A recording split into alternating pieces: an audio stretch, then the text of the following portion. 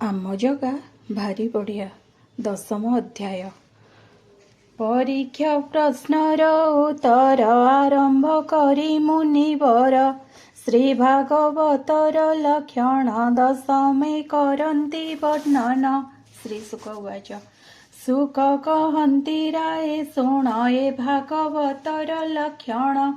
10 ପ୍ରକାର ଭାବ ଚିନ୍ତି ପୁରାଣ ପୁରୁଷେ ବୋଲାନ୍ତି। ତାହା କହି ପାଏ କେ ପ୍ରସ୍ତାବେ ତୋହର ସମ୍ମୁଖେ। ସ୍ୱର୍ଗ ବିସର୍ଗ ଯେ ପାସ୍ଥାନ ପୋଷଣ ଉକ୍ତି ପରିମାଣ। ଯେ ମନ୍ୱନ୍ତର ଈଶ କଥା ନିରୋଧ ମୁକ୍ତିର ବ୍ୟବସ୍ଥା। ଆଶ୍ରୟ ମିଶି 10 ଗୁଣ ଏ ଭାଗବତର ଲକ୍ଷଣ। 10 ବିଶୁଦ୍ଧ ଅର୍ଥେ ରହେ ନବ ଲକ୍ଷଣ ଯେ ବା ହୋଏ। ବେଦ ବିଚାରି ମହାଜନେ ତତ୍ତ୍ୱ କହନ୍ତି ଅନୁମାନେ। 10 ଇନ୍ଦ୍ରିୟ ପଞ୍ଚମାତ୍ର ମହତ ତୁଲେ ପଞ୍ଚଭୂତ।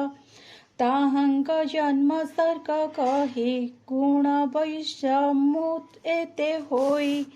ବିରାଟ ପୁରୁଷର ଦେହେ ବ୍ରହ୍ମା ସର୍ଜନା ଯେତେ ହୋଏ। ପୌରୁଷ ବରାଜର ଯେତେ ବିସର୍ଗ ବୋଲନ୍ତି ଏତେ। ବିଷ୍ଣୁ ବିଜୟ ସ୍ଥିତି ନାମ ଭକ୍ତାନୁଗ୍ରହ ଯେ ପୋଷଣ। ମନନ୍ତର ଯେ ମନୁ ଧର୍ମ କର୍ମ ବାସନା ଉକ୍ତି ନାମ। ବିଷ୍ଣୁ ଅବତାର ଚରିତ ତାର ଭକ୍ତଙ୍କ ଯେ। ଈଶ୍ୱର କଥା ଅନୁବାଦେ ଉତ୍ତମ ପୁରୁଷଙ୍କ ମଧ୍ୟେ। ଈଶାନୁ କଥା ଏହା କହି ଅପରେ ଶୁଣ ମନ ଦେଇ। ସଂହରି ଆତ୍ମରସ କତି ଜଳେ ଶୟନ ଯୋଗପତି। ନିରୋଧ ବୋଲି ତାର ନାମ ନିଜ ସ୍ୱଭାବେ ପୂର୍ଣ୍ଣ କାମ। ମୁକ୍ତି ସ୍ୱରୂପେ ବ୍ୟବସ୍ଥିତି ଯହିଁ ନ ଘଟେ ପୁନର୍ଗତି। ଆଭାସ ନିରୋଧ ଏ ଦୁଇ ଯାଠାରୁ ପ୍ରକାଶ ହୁଅଇ। ଆଶ୍ରୟ ନାମ ସେ ବୋଲାଇ ପରମ ବ୍ରହ୍ମ ଯାକୁ କହି। ସେ ପରମାତ୍ମା ନର ହରି ଅଶେଷ ଘଟେ ଅଛି ପୁରୀ। ତାର ସକାଶୁ ଜୀବ ଏକ ଏଣୁ ବୋଲଇ ଆଧ୍ୟାତ୍ମିକ। ସେ ଅଧିଦେବତା ବୋଲାଇ ଅଧିଭୂତଙ୍କ ଆତ୍ମା ସେହି। ଯେବେ ନିବିଚ୍ଛେଦ କରଇ ତାହାକୁ ଅଧିଭୂତ କହି। ଅଭାବେ ଏକ ଏକତର ଯଦି ନ ଲକ୍ଷେ ପରସ୍ପର। ତେବେ ନୁହଇ ସଂସାର ଯେମନ୍ତେ ଚକ୍ଷୁ ଦିନକର। ତୃତୀୟ ସାକ୍ଷୀ ରୂପ ହୋଇ ଯେ ଦେଖେ ପରମାତ୍ମା ସେହି। ଅନ୍ୟ ଆଶ୍ରୟ ସେ ହୁଅଇ ତାର ଆଶ୍ରୟ ଅଟେ ସେହି।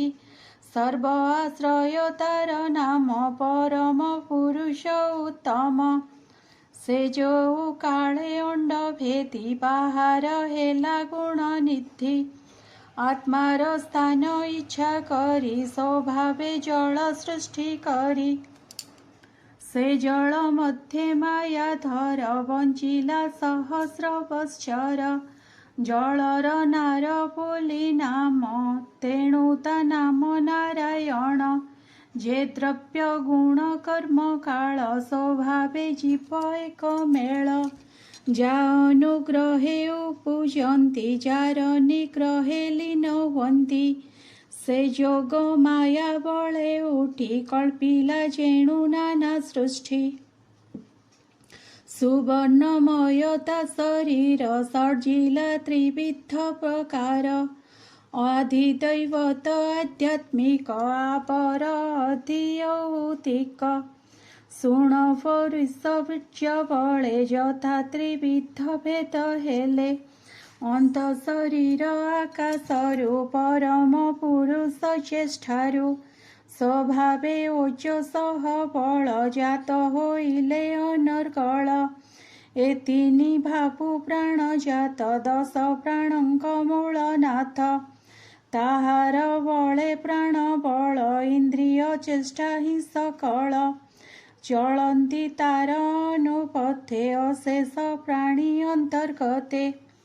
ରାଜାକୁ ଯେହ୍ନେ ଆଶ୍ରେ କରି ସେବକେ ପଥ ଅନୁସରି ମୂଳ କମଳୁ ଏହି ମତେ ସଞ୍ଚରୁ ବ୍ରହ୍ମରନ୍ଧ୍ର ପଥେ ପ୍ରାଣର ଆତଜାତ ଶ୍ରମେ ଉପୁଜେ କ୍ଷୁଧା ତୃଷା ସମେ କ୍ଷୁଧା ତୃଷାର ମାର୍ଗ ମୁଖ ତେଣୁ ସୃଜିଲା ଅର୍କେ ମୁଖର ମୂଳେ କ୍ଳୁଜାତ ତା ସଙ୍ଗେ ରସନା ସମ୍ଭୂତ ତାର ସଂଯୋগে ନାନା ରସେ ବସନ୍ତି ବରୁଣ ବିଶ୍ୱାସେ ଶବଦ ଅର୍ଥେ ମୁଖ୍ୟ ଦ୍ୱାରେ ଅଗ୍ନି ଦେବତା ବାକ୍ୟ ଧରେ ସୁଚିର କାଳ ଥାଇ ଜଳେ ନାସା ବିବର ବୟୁ ବଳେ ଆଘ୍ରାଣ ଅର୍ଥେ ଉପଜିଲେ ତକ୍ଷଣେ ଗନ୍ଧବହ ତୁଲେ।